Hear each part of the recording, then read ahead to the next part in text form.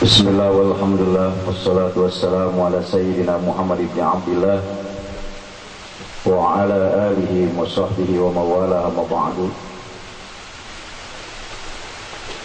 Qalu subhanaka la ilma lana illa ma 'allamtana innaka antal alimul hakim. Hasbunallahu wa ni'mal wakil, ni'mal maula wa ni'man nasir. Wala haula wala quwwata illa billahil aliyyil azim. Fadilatul Ma'ali yang kita muliakan, mursyidina murabbi arwahina Syekh Haji Sa'adi Al-Batawi mata'anallah bituli hayatihi wa bi barakati ulumihi dan melasati jamaah taqarrub yang dimuliakan Allah Subhanahu wa taala. Syukur alhamdulillah pada kesempatan malam hari ini kita semua dapat hadir duduk simpuh tempat yang mulia ini di Majlis Khalwat Siti Hajar bersama dengan mursyid kita, bersama dengan saudara-saudara kita, tentunya dengan harapan mudah-mudahan ini perjumpaan, ini pertemuan penuh dan banjir dengan barokah dan rahmat Allah Subhanahu wa taala. Sambil kita menunggu kehadiran guru kita, yaitu nanti jam 10 malam tepat beliau akan hadir untuk mengadakan kajian malam Lailatul Jumat dengan kajian Al-Quranul Karim, tafsir bayan yang akan beliau sampaikan. Perlu para jemaah sekalian kita kembali mengingatkan bahwa majlis yang kita cintai ini, Majlis Zikir As-Samawat Al-Maliki, memiliki berbagai macam model-model dakwah yang memang selama ini sudah menjadi kelaziman buat kita jamaah as-samawat untuk mengetahui dan memahaminya. Harapannya bahwa dakwah-dakwah, ajakan-ajakan kebaikan menuju jalan Allah Subhanahu wa taala yang dilakukan oleh majlis kita, Majlis Zikir As-Samawat Al-Maliki ini, para jemaah sekalian, adalah bagaimana kita membangun baik secara internal, pribadi, keluarga, maupun secara eksternal, itu kita membangun lingkungan dan masyarakat kita. As-Samawat memiliki dakwah-dakwah yang variatif, yang multi, yang banyak. Tidak hanya dakwah bilisan, tablik-tablik, tapi juga dakwah-dakwah bilhal, dakwah dengan pendekatan-pendekatan nilai-nilai sosial, dan bahkan dakwah-dakwah yang selama ini belum dipahami oleh sebagian masyarakat kita, yaitu dakwah spiritual. Apa itu dakwah spiritual?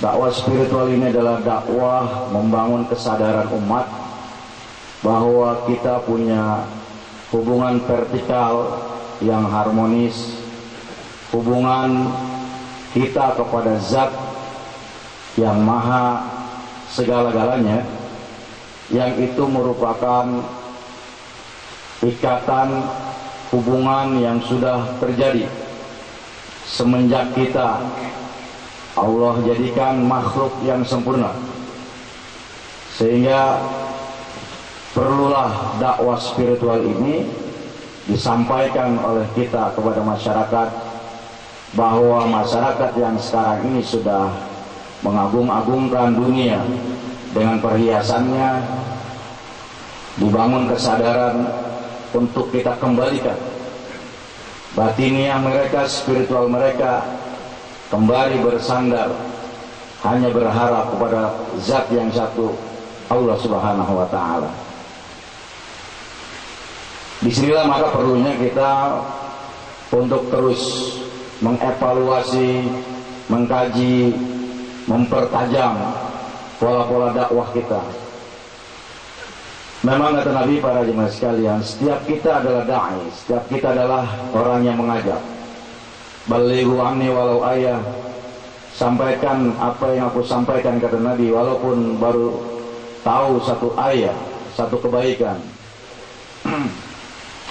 Makanya ketika kita ingin dakwah, ajakan kita kepada perorangan maupun kelompok masyarakat, para jemaah sekalian harus memiliki ketajaman di dalam kita menyampaikan dakwah. Kalau dalam kajian fakultas dakwah itu ada namanya retorika dakwah. Bagaimana kita nanti memahami dakwah itu baik dari objeknya maupun dari subjek, dari yang menyampaikan dakwah itu sendiri, dan juga thariqah, bagaimana cara menyampaikan dakwah itu. Nah, terkadang ada niatan dan ajakan yang baik, cuman karena caranya, thariqahnya yang salah, akhirnya kebaikan itu diabaikan, tidak diikuti, bahkan dihina, dicemooh. Contoh para jemaah sekalian, bagaimana ada sekelompok orang ingin mengajak untuk bersemangat menghidupkan sholat berjamaah, menghidupkan masjid, cuman thariqahnya, caranya, metodenya itu dilihat oleh mereka yang diajak ini kurang inovatif, kurang memiliki dinamika, bahkan boleh dikatakan tidak mengandung unsur karismatiknya Islam. Sehingga Islam dilihat bangunan-bangunan kehidupan yang meninggalkan bagaimana kemajuan zaman dan kehidupan manusia. Nah, ini karena thariqahnya yang salah. Sama kita para jemaah sekalian, jamaah samawat. Kenapa? Ya, kita harus banyak diskusi, memang harus banyak muzakarah. Kenapa kita mengajak kok orang belum mau kita ajak? Bahkan jangan jauh-jauh, bapak kita saja kadang mau kita ajak. Orang tua kita sudah tua, sudah 70 tahun, padahal pantas banget, cocok banget duduk di ini majelis. Mereka kita ajak zikir, mereka ajak tafakur, ajak bedah Quran, beramaliyah. Bapak kita ajak, masih belum bisa juga. Yang salah siapa? Yang mengajak kita niatnya sudah baik, tujuannya sudah mulia, tapi kadang thariqahnya yang salah, thariqahnya yang belum tepat, ya, dakwahnya yang nggak efektif. Nah, ini perlu ada pemahaman, pengkajian, penajaman dakwah-dakwah kita. Nah, itu salah satunya. Kadang dakwah itu hanya kita pahami dominasinya dengan lisan. Orang tua kita ajak cuma sebatas bahasa lisan. Kita terangkan habis-habisan dengan bahasa lisan kita. Ya kan? Kita dengan bahasa-bahasa logika kita. Bahkan kita tunjukin, ya, kadang-kadang para jemaah sekalian kita tunjukin nih di depan orang tua kita, biarlah ria-ria lah kita sedekah gitu ya.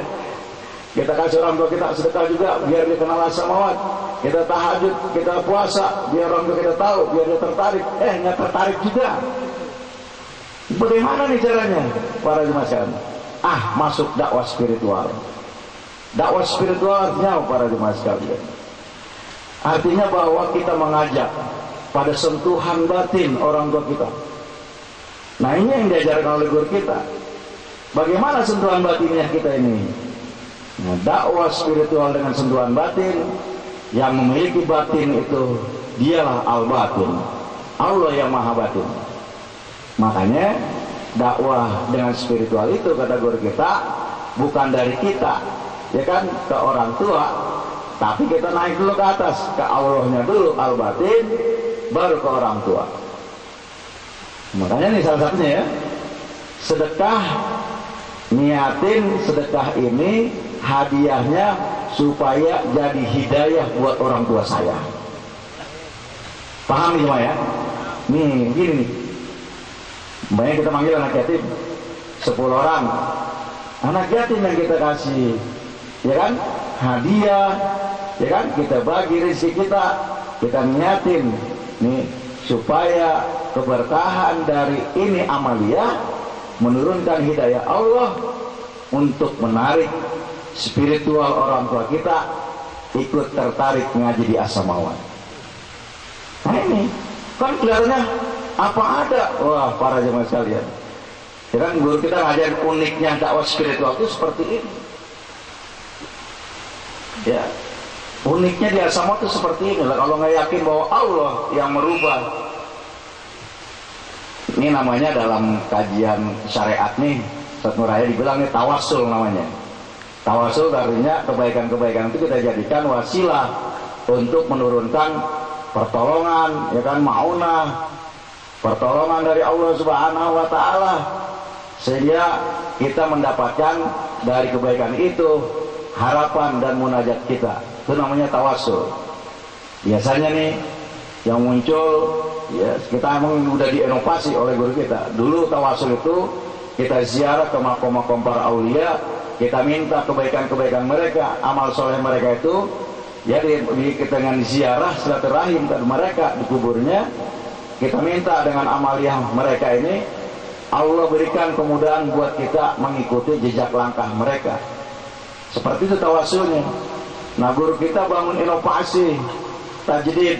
Sekarang kita amalia itu dibangun untuk menjadi wasilah semua komponen keluarga kita, masyarakat kita, bahkan negeri dan bangsa ini. Kalau As-Samawat jamaah yang ribuan, semuanya santunan pada yatim, membangun kedekatan dengan fakir miskin, amalia dan kebaikan-kebaikannya diniatin berkah, diniatin untuk turun rahmat Allah Subhanahu wa taala kepada negeri dan bangsa ini. Kenapa tidak akan turun barokah dan rahmat Allah Subhanahu wa taala? Persoalannya di negeri ini ada nggak jamaah pengajian, majlis-majlis yang mau beramalia, berbuat kebajikan, mengingatkan supaya negeri dan bangsa ini diberkahi oleh Allah? Nggak ada. Yang ada juga dikeruk-kerukin, diambil-ambilin, dirampas-rampasin di jemaahnya, ya, buat berkah gurunya, kata gitu kan gitu. Padahal ini mah kamu plase ini para jemaah sekalian. Nah ini, ayo. Nah sekarang persoalannya, ini Tanjung Burung nih para jemaah sekalian, ini steril sekali nih. Guru kita siapkan tempat, rezeki beliau yang berkah, tempat-tempat ya saudara-saudara kita meneteskan air mata taubat, air mata syukur, air mata taqarrub para jemaah sekalian, tempat dialog kepada Allah. Ada juga para jemaah kita yang melihat berbagai macam hal yang istimewa dalam spiritual mereka. Ini para jemaah sekalian, taruhannya keyakinan. Yakin nggak kebaikan yang kita berikan kepada saudara-saudara kita, kebaikan yang sudah kita lakukan menurunkan rahmat, menurunkan hidayah Allah kepada orang yang ingin kita ajak untuk mendapatkan kebaikan di majlis yang kita cintai ini. Kalau belum yakin, ngaji lagi. Betul nggak? Ya, makanya barangnya sekalian. Wah, Ustadz nih modalnya gede nih kan gitu. Nggak apa-apa. Kalau kita dakwah di jalan Allah, keluar pengorbanan buat Allah, Allah sudah siapkan berbagai macam ganjaran berlipat ganda. Makanya kalau kita dakwah jangan tanggung-tanggung ngajak orang. Siapa nih Ustadz di kampung kita? Lihat nih Ustadznya orang baik, pengen kita ajak dia As-Samawat. Nih paling banyak jemaah begitu kan. Kalau ngeliat Ustadz bagaimana nih? Kita jemaah biasa, kita bukan Ustadz, kita bukan dari pesantren, ada Ustadz nih, dia baik, ya kan, kita kenal dia orangnya soleh, bagaimana bisa gabung dengan As-Samawat? Kalau kita ngomong, kita ajak dakwah, pinteran dia hadisnya tahu, dia Qur'annya tahu, ya kan, ilmu alatnya dia pinter, baca kitab kuning dia bisa. Bagaimana nih caranya? Kita pakai gamis dia biar niru, tahu dia, ya kan? Ini baru zaman sekalian, bagaimana? Niatin.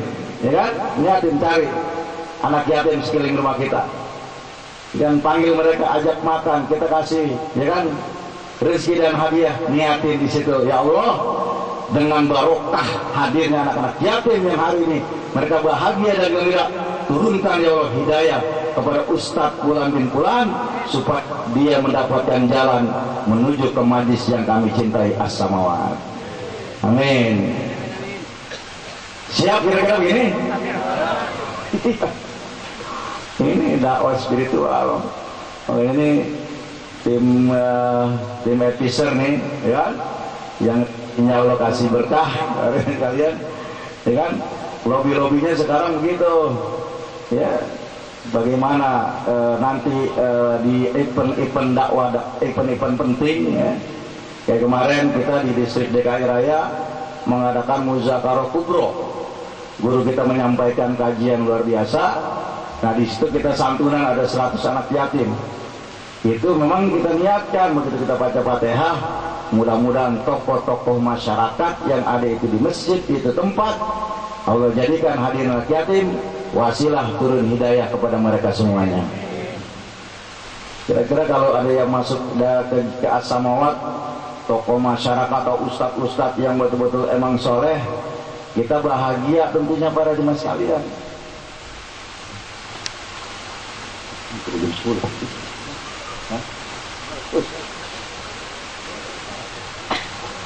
Terus iya, padahal lagi nunggu waktu ini jadi panjang. Kemudian lagi ya, yang kedua, dakwah spiritual ini para jemaah sekalian itu eksternalnya kita minta kepada Allah dengan wasilah tadi, dengan kita kebajikan-kebajikan yang kita berikan kepada saudara-saudara kita. Kemudian dakwah spiritual itu dari internal. Nih, ini para jemaah sekalian, yang Allah pinjam hati hambanya untuk menjadi wasilah sampainya kebenaran adalah hati yang bersih. Sufi itu orang yang memang punya hati soft. Soft itu bersih, suci. Maka tasawuf itu adalah dari asal kata sofa, ya, itu artinya bersih. Sofin, orang yang bening, bersih. Maka tatkala nih, mohon maaf, kita mengajak seseorang untuk ke As-Samawat. Nih, ingat nih, hati kita ketika itu tawarannya bergeningnya apa? Kebeningan atau ada keinginan? Karena dalam kitab tasawuf ada mengatakan, ada seseorang dia berzikir, begitu zikir la ilaha illallah, la ilaha illallah, la ilaha illallah, la ilaha illallah, untuk apa? Karomah, minggir, gagal. La ilaha illallah, la ilaha illallah, la ilaha illallah, untuk apa? Pengen bersih dosa, minggir. Kok masih minggir lagi? La ilaha illallah, la ilaha illallah, la ilaha illallah, pengen apa? Kan? Pengen takoruk, minggir. Wah, benar tuh ya. Lagi la ilaha illallah, la ilaha illallah, pengen apa? Nggak ada apa-apa kecuali Allah. Bagus, maju terus. Ini harus misalnya ini, ya. Emang kelihatannya ini yang salah yang mana? Itulah sofin. Bening itu artinya bahwa di diri kita ini nggak ada kecuali hal itu yang kita hadap adalah kita sedang di hadapan Allah. Tuh, di hadapan Allah, dan guru kita mengantarkan ke situ. Allah ada di depan, jangan ada di belakang. Artinya bahwa tatkala kita ngajak seseorang, Allahnya muncul di dalam hati kita, baru ke manusianya. Karena hati ini cuma ada Allahnya. Tuh nih. Maka dari itu para jemaat, apa yang kita sampaikan dalam hadis qudsi, itulah yang Allah katakan. Hati kalau sudah bersih, firasatnya tepat kehendak Allah. Ittaqu firasatal mukmin. Hati-hati dengan firasat orang beriman yang hatinya bersih, karena dia mampu melihat dengan cahaya Allah Subhanahu wa taala. Ini hati nih, kelihatannya gitu ya. Dakwah yang dia sampaikan ini menggebu-gebu. Ya kalau kita lihat mubalik ini kalau ceramah kelihatannya mengajak tauhid, mengajak ma'rifat, mengajak untuk bertakarub. Tapi lihat nih para jemaah sekalian, apakah yang disampaikan itu betul-betul memang dalam keadaan hati yang bening?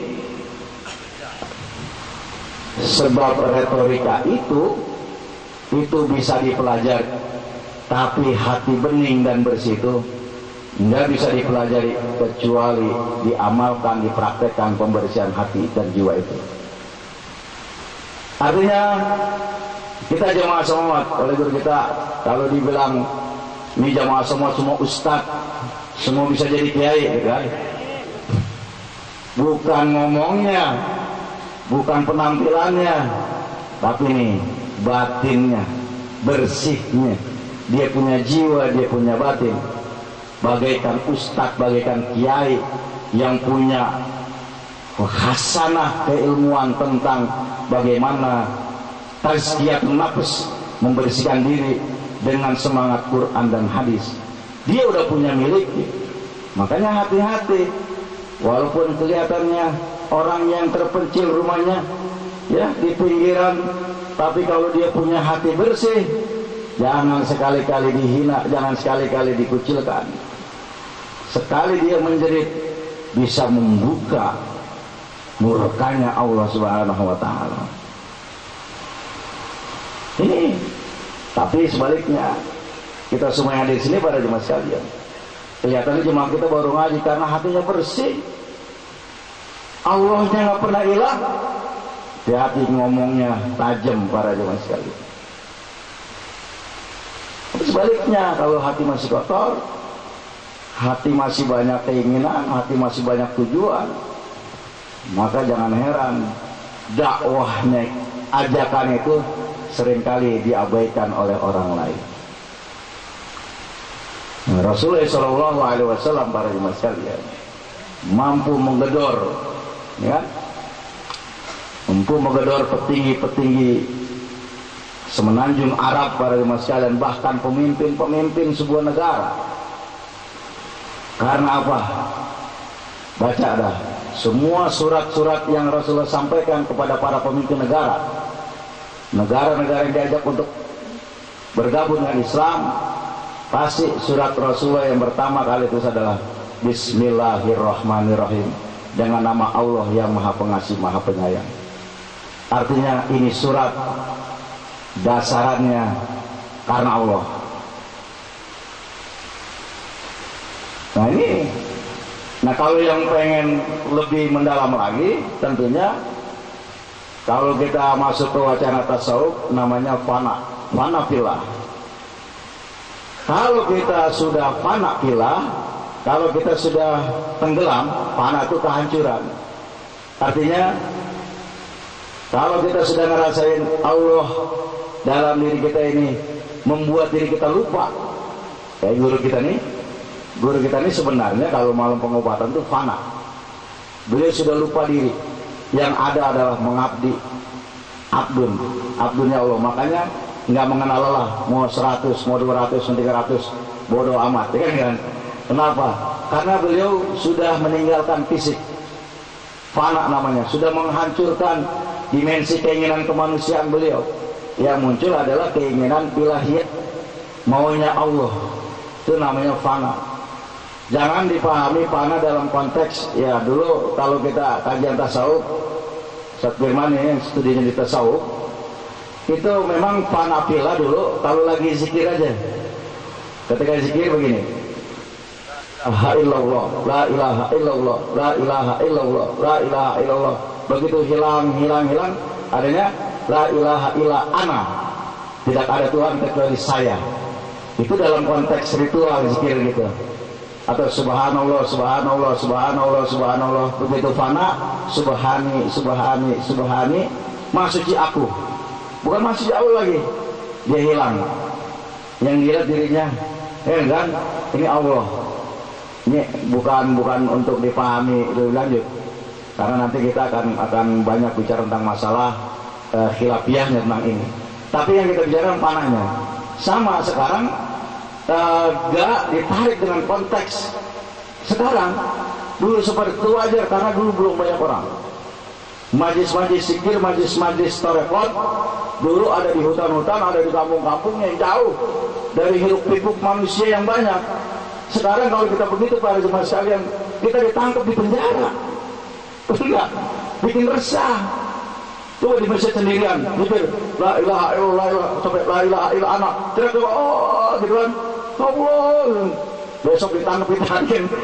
Ini orang waras nih sakit jiwa nih, ya kan? Pindahin, jangan ngontrak di sini. Bisa jadi gitu. Maka ditarik oleh guru kita. Dalam konteks sekarang, dah fananya itu fana dalam pengabdian. Kalau sudah di hadapan orang kita ingin ajak kebaikan, ingin kita berbakti kepada orang lain, hilangkan ego kemanusiaan kita, hilangkan keinginan dan hawa nafsu kita. Tuh, ini wah, bagaimana ini susah? Itulah perlunya riadoh, perlunya khalwat, perlunya kita ngaji malam Jumat supaya ngalami seperti itu. Maka orangnya, makanya kalau sudah kita bisa ngerasain panah, orang melihat kita tuh beda. Ada disebut manusia zahir, ada manusia spiritual. Ada manusia yang nampak secara fisik, ada kemanusiaan kita yang tidak nampak secara fisik tapi secara spiritual orang lihat. Nah ini kalau sudah dilihat seperti ini, wajar para jemaah sekalian, banyak orang yang tergila-gila untuk mendekat kepada orang yang sudah fana fillah. Apakah kita bisa? Jangan bicara kita. Yang bisa itu adalah Allah. Terus tugas kita apa? Serahin kita kepada Allah. Makanya jangan heran ada yang baru ngaji sebulan 2 bulan, kalau dia totalitas penyerahan dirinya kepada Allah, dibuka langsung oleh Allah, dia punya batin, dia bisa ngalang kepanaan, wajar, total. Tapi kata Imam Ghazali yang berpuluh-puluh tahun dalam satu makom, naik turun lagi, makom naik, makom turun lagi, naik makom turun lagi. Kenapa? Karena tidak pernah total untuk menyerahkan keputusannya di tangan Allah. Jadi seorang menjadi kekasih Allah bukan karena riadohnya semata, tapi karena Allah kasih rahmat. Sama kata Nabi kita masuk surga bukan karena amal soleh kita yang sudah kita anggap banyak, tapi karena Allah yang kasih rahmat, cinta dan sayangnya kepada kita semua. Maka di sini para jemaah sekalian, siapa yang paling dicintai oleh Allah, siapa yang paling disenangi oleh Allah, siapa yang akan disilakan oleh Allah masuk ke dalam peraduannya, dikasih anggur yang memabukkan dirinya kepada Allah, dikasih cinta, dikasih mahabbah, bahkan dikasih berbagai macam pintu ma'rifat untuk melihat kebesaran kerajaan Allah, arasnya Allah. Kalau Rasulullah sampai ke Sidratul Muntaha, puncaknya kepuasan spiritual, siapa di antara kita yang diberikan demikian? Dialah yang paling siap batinnya untuk masuk total fana, hancur, dan masuk ke dalam bako di dalam Allah Subhanahu wa Ta'ala. Nah ini kajian-kajian seperti ini para jemaah perlu untuk lebih kita dalami, karena itulah dinamika spiritual, sehingga kita tidak berkutat kepada persoalan-persoalan yang kadang-kadang suluk-suluk kita, puasa-puasa kita ini berjalan di tempat, bahkan kadang-kadang terseok-seok para jemaah sekalian, tidak mampu untuk merangkak lebih jauh lagi karena banyak kata-kata kunci yang disampaikan oleh guru kita yang harus kita buka simpul-simpulnya, yang harus kita rinci ulang supaya sesuai dengan konteks dan makom kita masing-masing. Maka guru kita perintahkan di sini, hidupkan muzakarah di tingkat subrayon yang paling rendah, di tingkat rayon, subdistrik, di distrik, bahkan di pusat ada forum muzakarah. Muzakarahnya apa? Kita diskusi spiritual, diskusi kerohanian, diskusi bagaimana pesan Quran dan hadis, dan kita membuka bagaimana pesan guru kita ini yang memang harus kita kontekstualisasikan dengan diri kita masing-masing. Kadang-kadang mohon maaf ya kan, ketika guru kita menyampaikan ya kan satu statement ya kan untuk kita amalkan, kadang-kadang kita paksakan dengan makom kita belum semakom. Nih tambah kan guru kita mengabdi pada masyarakat, bikin pengobatan, kita ikut-ikutan bikin air ngobatin ini belum makom. Kenapa? Karena harus dibuka lagi, Kenapa guru kita bikin ajaran pengobatan sebagai media dakwah? Harus dibuka lagi, di mana pesan-pesannya, filosofisnya mau dibangun oleh guru kita di mana? Kalau kita nggak diskusikan dan muzakarahkan, kita nggak paham. Dan sebenarnya tim medis, tim pengobatan ini sebenarnya paham betul sebenarnya, ya kan? Yang paling paham sebenarnya tim medis, paling sekalian. Kan ada orang yang sakit-sakitnya itu oleh guru kita itu dilihat dengan kacamata kemanusiaan, dengan kacamata spiritual, dengan pendekatan hablum minan nas, hablum minallah.